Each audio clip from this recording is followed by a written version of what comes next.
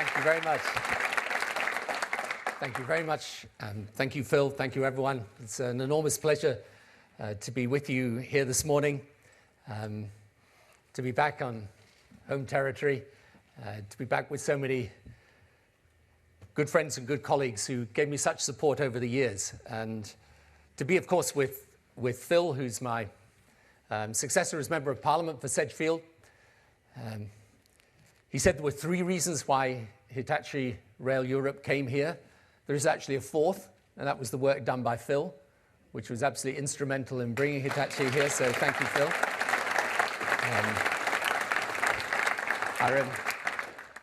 I remember when he first came to work for me as a baby-faced youth. Mind you, I was quite baby-faced myself at the time. Those were the days when they used to call me Bambi as an insult. Today, I'd probably take it as a compliment. But he's done a fantastic job as my successor, and he's one very good reason for voting Labour here on May the 7th. So I'm going to give my speech on Europe. I'm then going to take, because some of our colleagues from the London media have come all the way up here, and I'll take a few questions from them if you don't mind. And just to say, for all the people who've come up from London, this is the weather you can always expect in the northeast. It's very typical. And yeah, well, here we go. So elections should never simply be about an exchange of rhetoric, the laying out of policy positions, or the cacophony of the campaign. They should also be an investigation and a decision about our ambitions as a nation, who we are, where we're going. And for me, Europe is an important litmus test. I believe passionately that leaving Europe would leave Britain diminished in the world, do significant damage to our economy, and less obviously, but just as important, to our future, would go against the very qualities that mark us out still as a great global nation. It would be a momentous decision. And should the Conservatives be re-elected on May the 7th, it is one which we will be called upon to make. If they win the election, they are committed to holding a referendum to debate whether Britain remains in the European Union. It will be held within 2 years. It will follow an attempt by the government to renegotiate the terms of Britain's membership. The referendum will be the first time since we joined Europe, after years of trying unsuccessfully to do so, the first time we put exit on the agenda. Now, there are several oddities about the way this has come to pass, frankly. In the leaders' debate last week, Europe featured little, and where it did, mainly as a route into the question of immigration. The truth is that the overwhelming majority of people in Britain will not decide their vote on the issue of Europe. Yet the vocal minority, for whom this is their raison d'etre, has already won this huge concession from the governing party. And then we don't actually know what the proposed renegotiated terms of membership look like. We've just been through the near-death experience for the UK of the Scottish referendum. That day was saved, but almost half the Scottish people voted to break up a partnership, which has served all the nations of the UK well for over 300 years. Now, the economic case for separation was always weak because of the way, over those years, our economies have integrated in the UK. Now that case has collapsed along with the oil price. And all the calculations made at the time of the referendum on revenue, on foreign exchange, on balance of payments are now massively reduced because the oil price has halved. Norway, for example, has suffered a 30% plus fall in the value of its currency. And I had to laugh when I heard the SNP leader challenge Ed Miliband the other night over whether he voted for Tory spending cuts. The reality is that had Scotland voted to exit the UK, it would now be an economic trauma trying to negotiate its currency against the backdrop of the sliding global devaluation of oil-related economies. Never mind Tory cuts. They would be dwarfed by the SNP cuts necessary to keep the Scottish economy afloat in the radically altered market conditions we now face. But the point is this: despite that rational evisceration of the policy that defines the SNP, support for them, at least according to the polls, is even stronger than at the time of the referendum. Nationalism is a powerful sentiment. Let that genie out of the bottle, and it's a Herculean task to put it back in. And reason alone struggles. The referendum on Europe carries with it exactly the same risks. For that reason, should the Conservatives win, one other thing will be certain. The Prime Minister will be spending more energy, will have more sleepless nights about it, be more focused on it than literally any other single issue. He knows the vastness of the decision. He knows the penalty of failure. He knows exit will define his legacy. And following the Scottish referendum, he knows one other thing: the perilous fragility of public support for the sensible choice. It is a huge distraction for the country, but it will also be a huge distraction for the Prime Minister. It will take precedence over the NHS, education, law and order, the lot. And you know the oddest thing of all about having this referendum?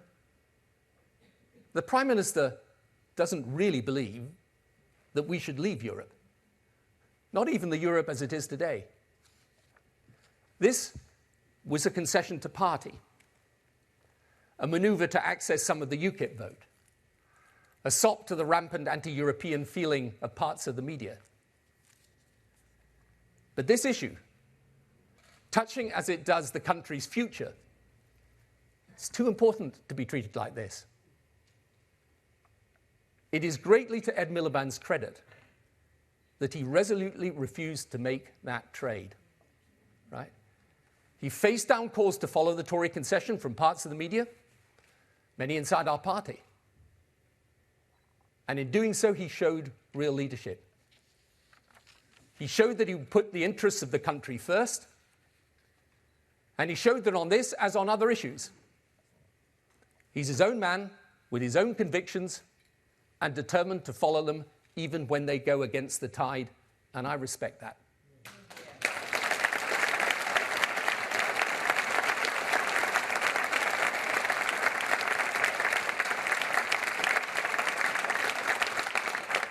The business case against exit from the European Union is obvious. Over half our trade is with Europe.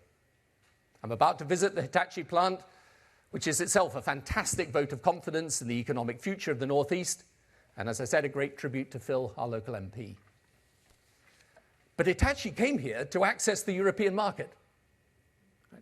And there are millions of UK jobs dependent on that access. Now, I agree that not being part of the single currency is not, at least in the short or medium term, going to imperil the supremacy of the City of London as the world's greatest financial centre. But leaving Europe altogether, that's quite another thing. There is also, in my view, a complete underestimation of the short-term pain of negotiating exit. Right? There's a raft of different treaties, association agreements, partnerships that would have to be disentangled and renegotiated. There would be significant business uncertainty in the run-up to a vote, but should the vote go the way of exit, there would be the most intense period of business anxiety, reconsideration of options, and instability since the war. The Tory campaign, I hear talks of chaos should Labour win. Think of the chaos produced by the possibility, never mind the reality, of Britain actually quitting Europe. Jobs that are secure, suddenly insecure. investment decisions postponed or cancelled, a pall of unpredictability hanging over the British economy. And for what? To satisfy the insistent Europhobia of a group who will never be satisfied. So there is a beguiling notion that upon Britain voting to leave, the rest of Europe would be in an amenable and friendly frame of mind in the consequent negotiation. They would have, it is said, a shared interest in making it as amicable as possible. Excuse me, but get real. As a result of our decision, every other European leader would be faced with big choices about the terms of Britain's relationship with Europe, now as an outsider. They would regard this as a wholly unnecessary diversion from the critical domestic challenges they have of recovering their own economies. They will believe that Britain wants to have the benefits of the single market, but without its responsibilities, and they will be determined to prevent that. And Norway and Switzerland, both Norway and Switzerland are obliged, as the price of their access to Europe's market, to accede to a series of European rules, even though they cannot influence their drafting. The rest of Europe will be vigorous in ensuring Britain gets no special treatment. This will be a horrible process. Don't be in any doubt about that. And I'm aghast at some of the arguments used as to why having such a vote is a great idea for democracy. Apparently we should have a referendum because it's 40 years since we last had a vote. I mean, that is seriously an argument for doing something of this magnitude and risk? A sort of keeping us on our toes sort of thing? I mean, should we do the same for NATO? Or have periodic referendums not just in Scotland, but all over the UK, just to check popular feeling? We should have a referendum if we seriously believe that getting out of Europe is a national priority if our terms aren't met. But if we don't, then I say it is a completely unacceptable gamble with our nation's future.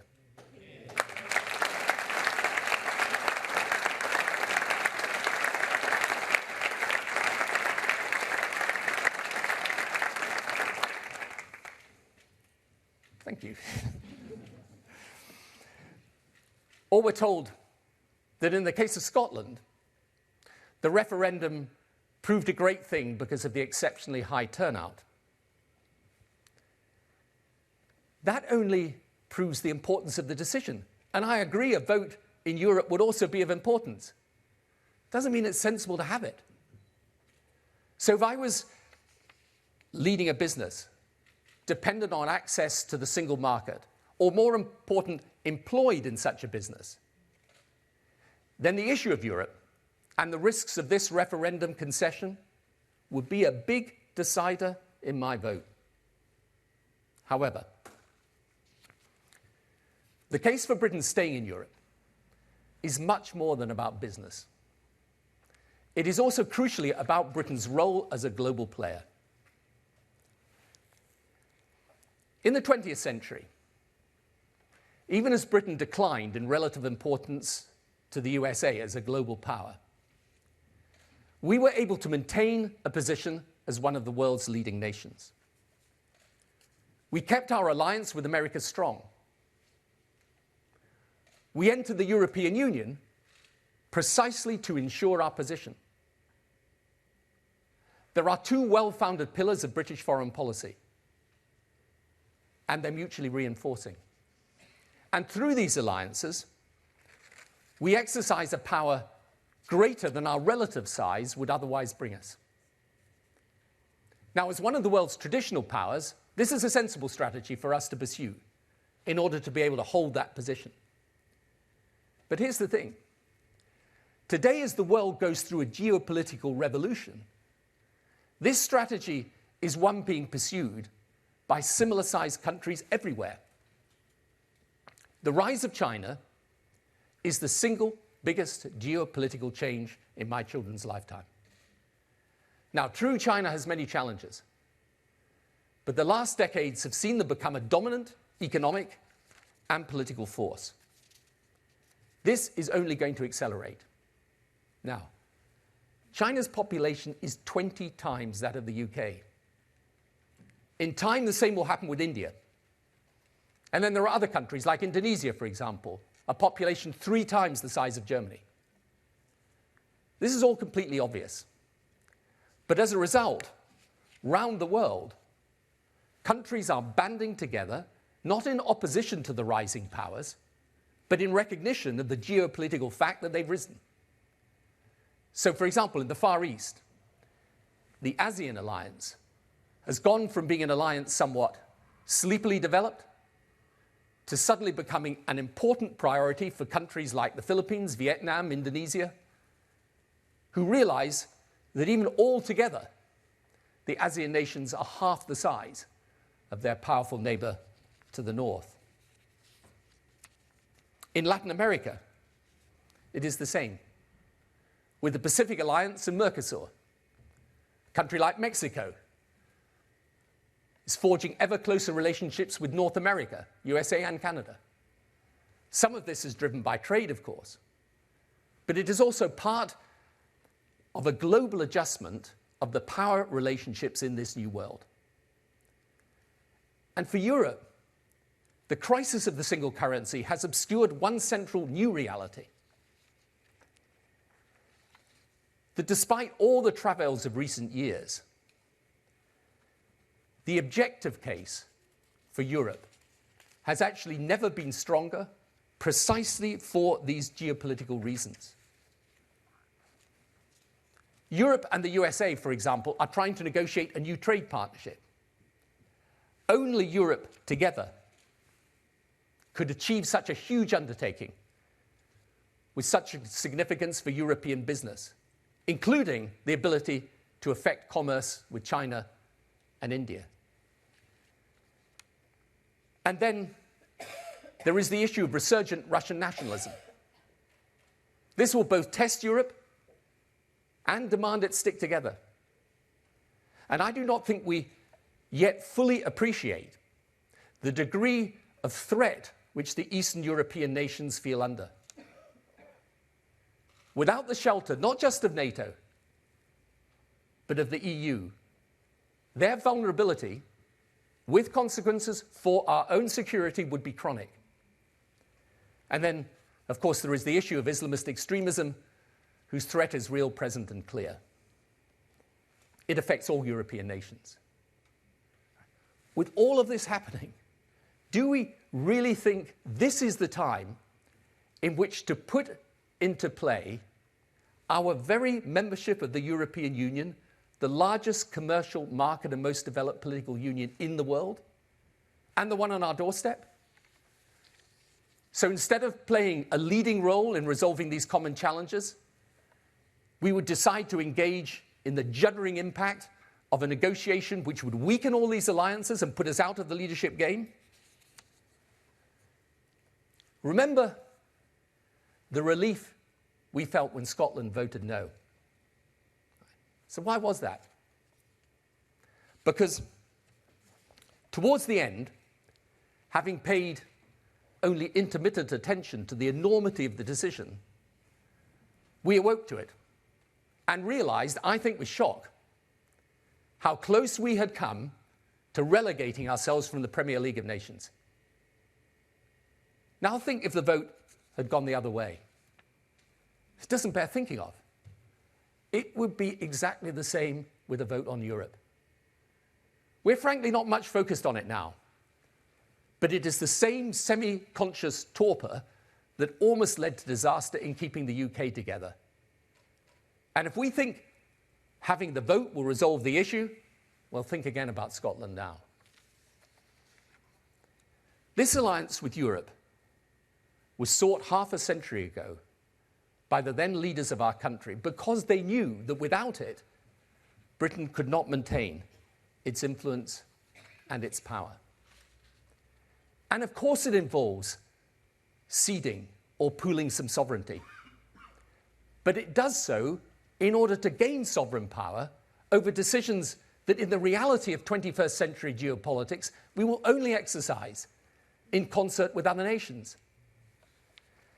The anti-Europe faction in British politics argues that Britain can take back its freedom by leaving the EU. But the whole point of an alliance is that you enlarge your freedom to influence and to shape events through the instrument of partnership. And today, with globalization ever blurring national boundaries and forcing integration upon the world, such alliances are becoming the norm for every region of the world. Europe as an idea may have been born out of the wreckage of war, but today its rationale is not peace, but power, and it grows ever stronger for the countries within it. Now, none of this, of course, invalidates the case for reform in Europe. And here is the tragedy of Britain framing this debate about reform purely in terms of Britain's relationship with Europe and not Europe's relationship with its own structure and rules. Britain has many allies in this quest for change. The French-German motor of Europe remains powerful, but the past years of the financial crisis have put it under strain as a vehicle for European progress. And in any event, both countries and the other key European players want and need a strong Britain to balance Europe. The movement for change in Europe would benefit hugely from British input and British leadership. Nationalist forces in Europe, see the National Front in France, are surging everywhere. So this is the very opportunity for Britain to show both its own character and the way forward for Europe. And it is why Britain leaving Europe would ultimately be so contrary to what makes Britain as a nation successful and great. You know, we're a creative country, as our most recent inventions in science and technology have shown, including some up here in the Northeast. To say nothing of the creative arts and their contribution, not just to our culture, but to our economy.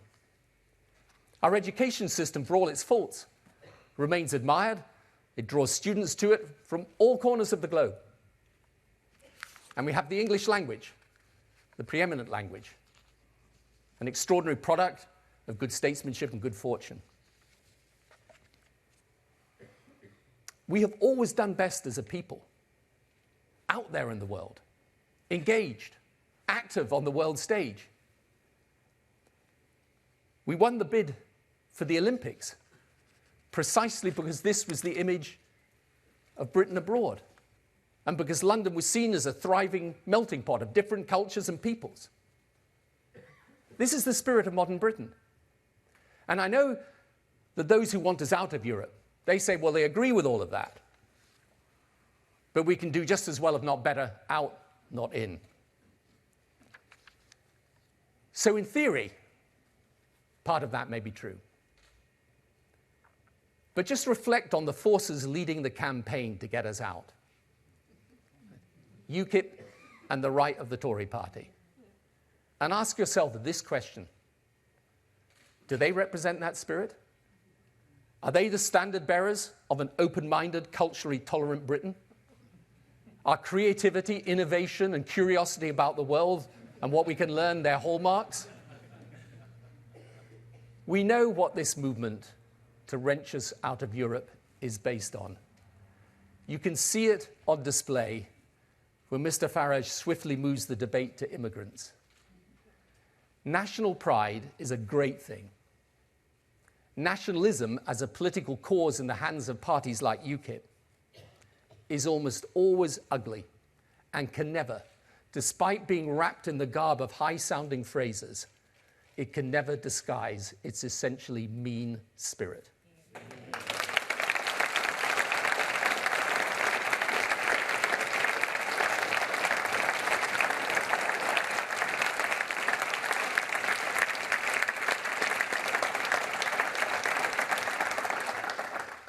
So that's why this debate over Europe matters more than we know. Because it says something very profound about us as a country. And this becomes very plain when you speak to people outside of Britain about whether Britain should leave Europe.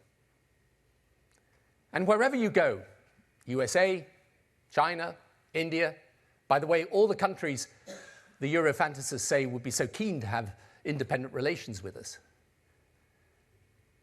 they approach the question with a certain amount of incredulity. And the most common response I find is they say, why would you do that? They think we won't, of course.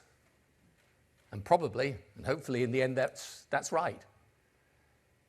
But it's interesting to probe the reason for their incredulity. It's not simply about the politics or the economics. It is that Britain giving up on Europe contradicts their sense of what Britain is about as a country. And it's the same reason that I am so passionate about this issue. It isn't just about money or power. It is about character. It's about who we are and where we're going as a nation. A decision to quit Europe would say a lot about us, and none of it good. That an adventurous country has become a timid one. That one with global ambitions has become a parochial bystander. That a country known for its openness to the world shuts the open door nearest to it. That a nation which has built its history on confidence towards others defines itself by resentment to others. And that with all the changes of the world crowding in upon us and demanding strong and clear leadership, instead of us saying, here's where the world should go, we say, count us out. It isn't an accident of history that has put us in Europe. It was an accident of history that we weren't in it from the beginning. So think about that vote on May the 7th. Think of the consequences of a re-elected Tory government making the central question of the next Parliament whether we get out of Europe or not. Think about the risk such a referendum poses. Think about our past and our future. Labour and its leader took a brave decision when they decided not to yield to pressure, but instead to make the principled and intelligent case for Britain in Europe. In doing so, in my view, they showed that they understand Britain's future and its destiny better than those prepared to trade policy for political advantage. That is one very good reason, amongst many others, for voting Labour on May the 7th. I want Labour to win.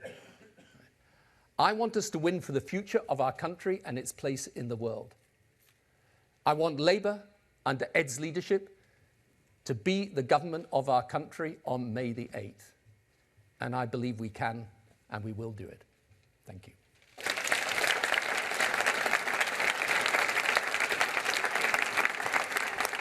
Thank you.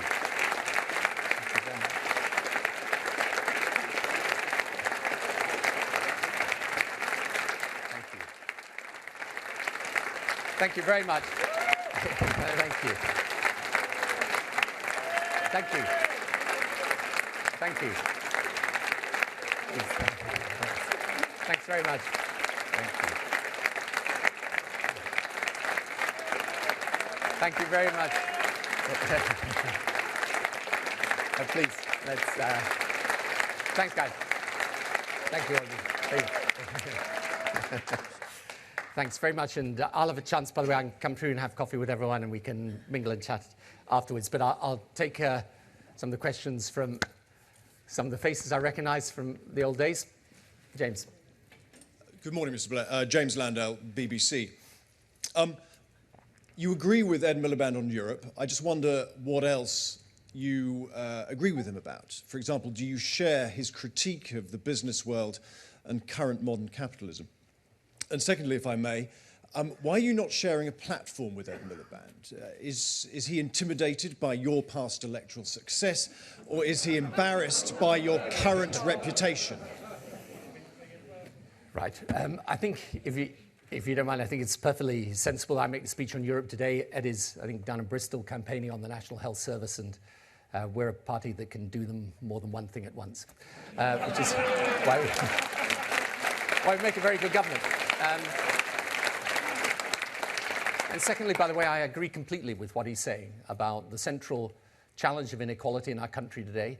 I think he's absolutely right to know that the times have changed, that this is a huge issue for people, and I think he's got an excellent set of policies to deal with it. I've got Sophie and Chris. Who are they? Hi, right. Thank you. Thank you, Mr. Blair. Chris Ship from ITV News. You've just said that as a country we've been through the near-death experience of the referendum in Scotland. Is it not true that Labour's potentially facing an actual death experience in Scotland right now? And do you regret setting in motion that chain of events which has led to this surge in nationalism? And what do you think went wrong in Scotland? Secondly, if I can ask two questions, Mr. Blair, as you're here. You still think Ed Miliband can win? I presume that's very much the case. When did you change your mind? You won 3 elections by being on the centre ground. You said that's the only way to win elections.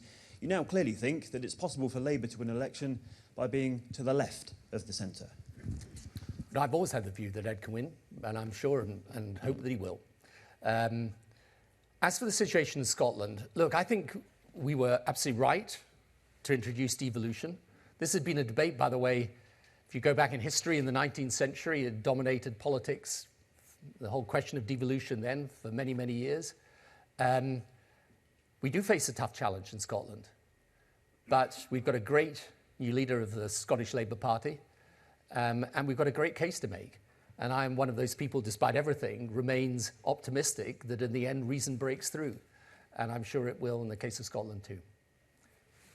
Yes, you must be Sophie. I'm Sophie, sorry. Oh, you're Sophie. Right. Sophie Ridge, Sky News. Do you find it upsetting that even though you won 3 elections, there's still a significant number of people within the Labour movement who view you as a hindrance rather than a help to Labour's election chances? And are you planning on sharing a platform with Ed Miliband at any point during this campaign? Well, as I've just said to you about sharing a platform, I'm delighted to be on many platforms with Ed over a long period of time. And I, just so that you understand this and get this fully, I support him 100% to lead our party to victory at the next election.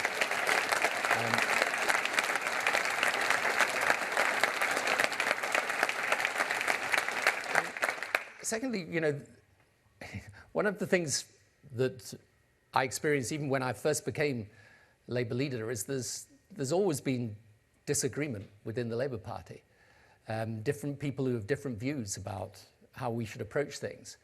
But the important thing is what we share in common, right? And what we share in common is a deep and profound belief in social justice, in the belief that it is the purpose of a Labour government to bring opportunity to those people that don't have it, and a belief also that it is right that our society and our country and its economy are run in the interests of the many and not the few. And those are values that unite the Labour Party, they're what keep us strong, and they're what should see us on course for a general election victory on May the 7th. So,